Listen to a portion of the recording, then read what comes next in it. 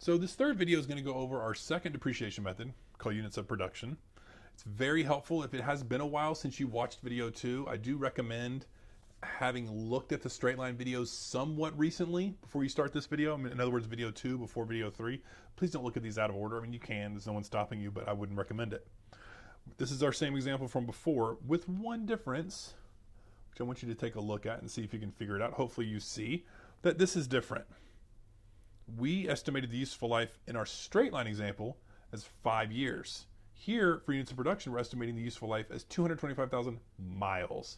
A very different useful life. It could be 5 years and 225,000 miles, but we're choosing with units of production to measure the useful life in a different way.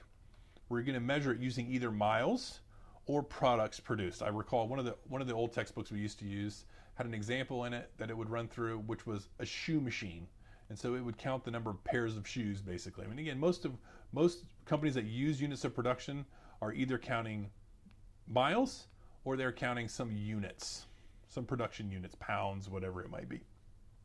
So here we are. Here's our example: $10,000, $1,000 residual value, 225,000 miles, and we end up with this formula, which also looks familiar to us, hopefully. Cost minus residual value divided by useful life. That's exactly the same formula we just did for straight line.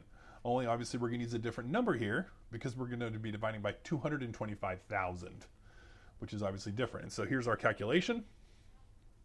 10,000 minus 1,000 divided by 225 is 4 cents per mile. Now, on an exam, that's not your depreciation. That's your depreciation rate. We're going to adjust this amount based on the usage of the asset. So here's an example. Assuming we drove the vehicle 50,000 miles in its first year, what's our journal entry for depreciation? Well, we take the 4 cents per mile, multiply it by the 50,000 miles, and we should get a journal entry that looks like this. As opposed to the straight line, which was $1,800 a year, the units of production is $2,000 a year. Again, we're in the ballpark, which should help us. If it was 25,000, hopefully that would throw up some red flags. We're depreciating more than the value of the asset. So here we are. This is our journal entry for units of production and our process for units of production. Worksheet 3 is a units of production worksheet. Again, it's pretty comparable to what you just saw. It's got a cost, it's got a useful life based on units. Do your calculations, calculate your base, and then apply that to do depreciation for a couple years. Good luck.